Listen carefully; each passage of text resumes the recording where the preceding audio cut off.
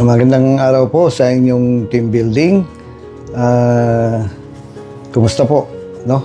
Ang mag-New Year na, tayo po haharap sa next year, sa bagong challenges, sa bagong taon. May gusto po akong i-share sa inyo upang maging mas, sa palagay ko, magiging mas matibay tayo sa ating paglilingkod sa Panginoon. Dito po sa sa Marcos chapter 10 verse 29 and 30, sabi niya, sino mang mag-iwan ng magulang, kapatid, lupain, no? Yan. Ngayon, ang keyword doon ay yung iwan. Sino mang mag-iwan ng magulang, kapatid, asawa, lupain. Alam niyo, sanay na sanay tayo yung mga term na na iwanan ng pamilya, ganun.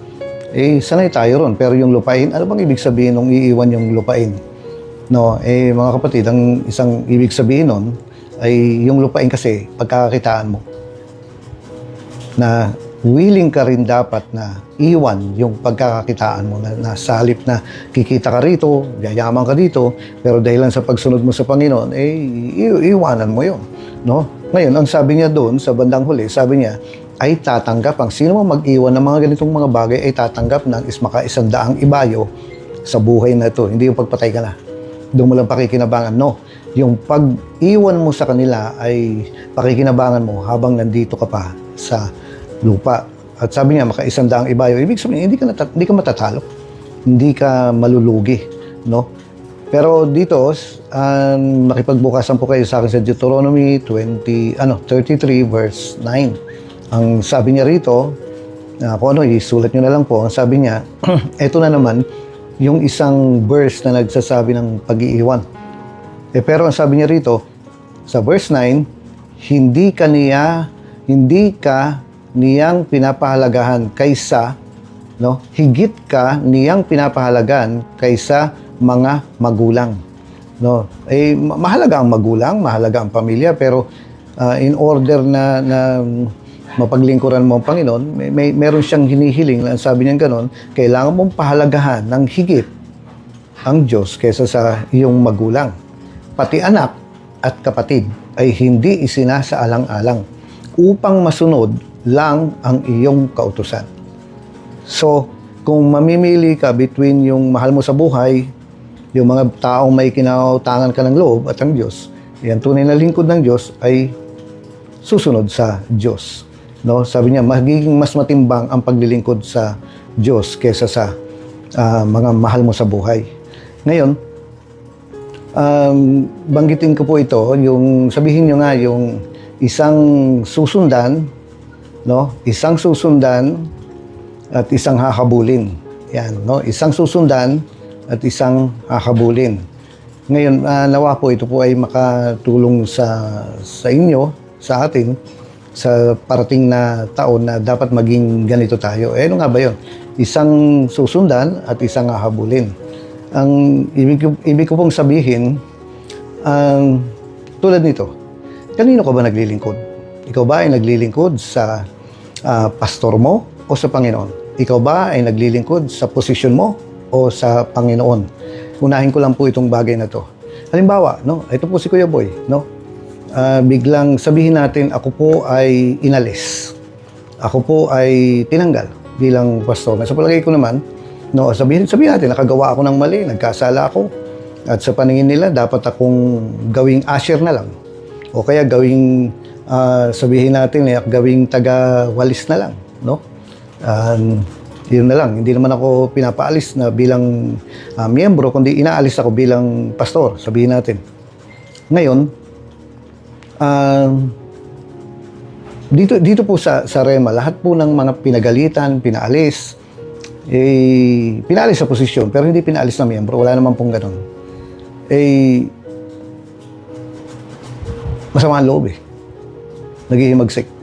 Paano kung sabihin natin na si Kuya Boy ay inalis sa tungkulin? Sabihin natin ganyan.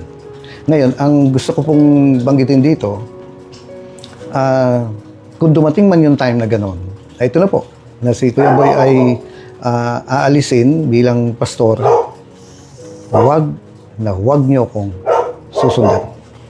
No, sabi ko sa dito kanina, isang susundan, isang hahabulin, no? Huwag na huwag niyo akong susundan kung ako man ay maalis dito. Bakit? Ang loyalty natin ay sa gawain ng Panginoon. Ang loyalty natin ay sa Diyos, sa simbahan, no? We must follow the anointing. At ang anointing po ay nasa church. Ngayon, alam niyo po, dumating itong time sa akin nung unang panahon na hindi po ako ginawang director ng camping. Ngayon, sa palagay ko, sa isip ko, mali yung desisyon nila na tanggalin ako bilang director ng camp. Ngayon, pero dahil sa nandun sa mataas, yung nagsabi sa akin, nasa posisyon nagsabi sa akin, no? Kahit na yung kalooban ko ay naghihimagsik dahil lahat po naman ng na-DA dito o kaya na memohan ay naghihimagsik yan. Walang hindi. Ngayon, pero dahilan dun sa mataas yung tungkulin, dun sa posisyon nung nagsabi sa akin, kailangan kong igalang yung posisyon na yun. At ang ginawa po, nung sinabi sa akin na wag muna ako mag-director, ay baba ka agad ako. No? Hindi ko na hinintay yung sulat na nagmemohan pa ako gano'n. Sapat na yung salita. Bakit? Bilang paggalang dun sa posisyon niya. Ayan. Ngayon, sa palagay ko, mali yung desisyon na yun. Pero kaya ka nga may leader eh. Para kung ano yung desisyon ng nasa taas mo, igalang mo. No? Ngayon, hindi ka mas mataas sa kanya. Kaya dapat, yung naglagay sa'yo, yung tao na nagsabi sa'yo, nasa taas mo yan.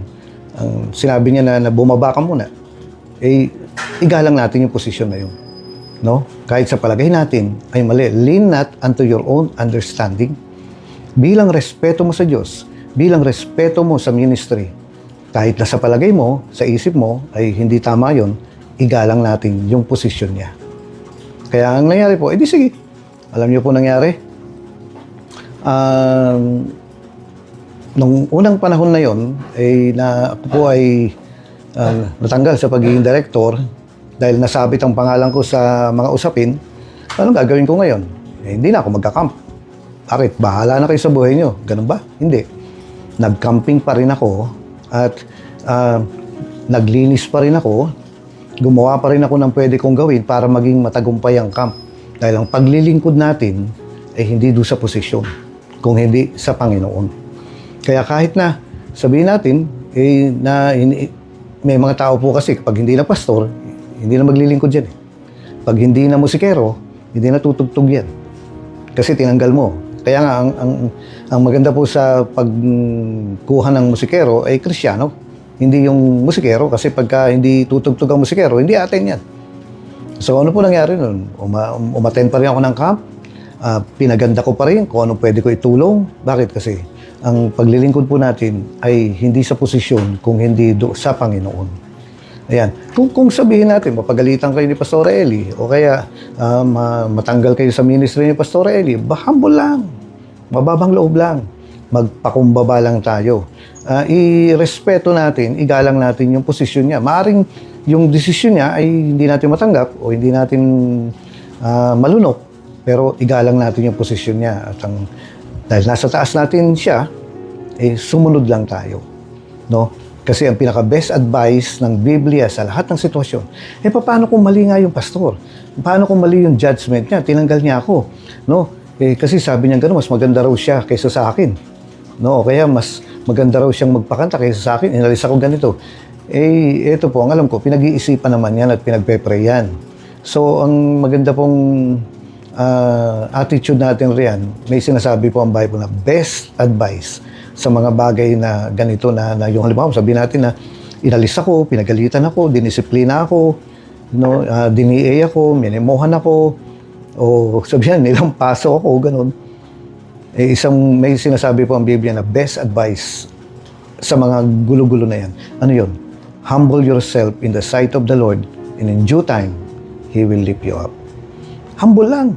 Mababang loob lang. Kasi doon pa lang sa time na bagsak ka, bababa ka, pinagalitan ka, dinisiplina ka, doon yung time, yung lugar, yung place na makikita kung ano talaga yari mo. Kung ikaw ba ay dapat na leader o hindi. Pero kung ang gagawin mo ay alis na ako, hindi na ako magsisimba rito, inalis nila ako bilang musikero, inalis nila ako bilang song leader, hindi na ako magsisimba rito. Ang paglilingkod mo ay nasa posisyon. Ayan, mali yun. Ang paglilingkod natin ay sa Panginoon. Kaya, mapagalitan ka man, purihin ka man, ma-promote ka man, or madisiplina ka man, humble lang. Bakit? Kasi ang buhay natin nasa kamay ng Diyos Ibig sabihin, kahit saan kayo ilagay, kahit pa unfair treatment, kahit pa sabihin natin na sobra naman, ganito, ganyan, mababang loob lang. Bakit? Kasi pag nagpakumbaba ka, itataas ka ng Panginoon. No? Ang pinaglilingkuran natin dito ay ang Diyos, kaya dapat nandun lang tayo. Kaya kung dumating man ang time na next year, ikaw na nanonood nito ay mapagalitan, madisiplina ni Pastor Eli, mababang loob lang. Paano kung mali-mali yung desisyon? Mababang loob lang. Paano kung unfair yung desisyon? Mababang loob lang. Bakit? Kasi hindi si Pastor Eli ang magtataas sa'yo, kundi ang Diyos. Hindi si Pastor Boy ang magtataas sa'yo, kundi ang Diyos. At kapag nakita ng Diyos na mababang loob ka, nakita ng Diyos na andun yung humility mo, no? Alam niyo, nakalagay po sa Biblia, ang Diyos ay opposed sa proud. Wala akong maling ginawa, wala akong, ako, tama, ganun, no? Ang Diyos po ay opposed sa mapagmataas. Kaya nagpapaalala po ako na kung gusto nyo tumagal sa ministry, may time talaga na susubukin ka, testingin ka. Pero kung gusto mong tumagal sa ministry, maging mababa ka. Ganon. Kasi ang Diyos ang nagpo-promote sa atin. No? Ay, ang isa pa, no? Huwag nating habulin ang posisyon na kung hindi ka na ba pastor, hindi ka na maglilingkod. Kung hindi ka na ba musikero, hindi ka na rin maglilingkod. Kung hindi ka na ba usher, hindi ka na maglilingkod. Kung hindi ka ba magtuturo sa Sunday school, hindi ka na ba maglilingkod. Pag ganyan attitude mo, hindi ang Diyos ang pinaglilingkuran mo, kundi sarili mo. No? Kahit saan ka ilagay. No? Ang isang map, kahit saan mo ilagay yan, maglilinis yan. Ang isang walis, kahit saan mo ilagay yan, maglilinis yan. Yung lagari, kahit saan mo ilagay yan, kailangan maging pumutol ka ng kahoy. At yung martilyo, kahit saan mo ilagay yan, pumukpok ka ng pako. At ikaw, kahit saan ka ilagay, sa taas o sa baba, maging Kristiyano ka. No? Kasi, i-close ko po ito, na medyo may kwento po ako sa inyo. Ang CIA po yung parang NBI ng Amerika, pero mas malalim ito. Yung mga nag-iimbestiga ganyan. Merong inimbestigahan po ang Amerika na mga grupo dito sa mundo na talagang tinututukan nila, binabantayan nila. Bakit? Delikado kasi ang bansang Amerika sa mga grupong ito. At ang isa sa mga delikado ay yung mga grupo ng mga Muslim, ng Islam. Katulad sabihin natin yung mga terorista, katulad ng Hezbollah at saka yung Hamas. Na talagang itong mga taong ito, maglalagay ng dinamita rito, mga bomba sa katawan niya, pagkatapos pasasabugin nila yung sarili nila sa gitna ng maraming tao, no? Nasa mall sila, pasasabugin nila yung sarili nila, okay lang mamatay sa kanila. Willing silang mamatay para lang doon sa kanilang paniniwala. Ngayon, ito pong mga grupong ito, binabantayan po ng Amerika yan.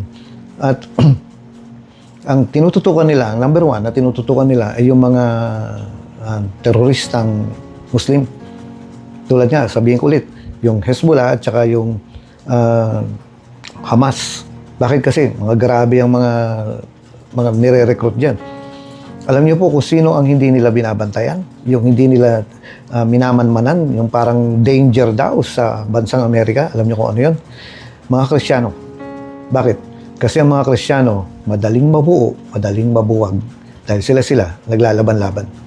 Hindi katulad ng Hamas, at ng Hezbollah at ng mga ibang, yung ISIS, yan. Yung mga grupong ito, hindi mo basta-basta mabubuwag. Kailangan patayin mo silang lahat para mawala sila. Samantalang ang mga Kristiyano, mabilis ngang magporma, mabilis mag-hallelujah, mabilis mag-praise the Lord, pero napakadaling mabuwag. Bakit? Sila nga kasi madaling mag-away.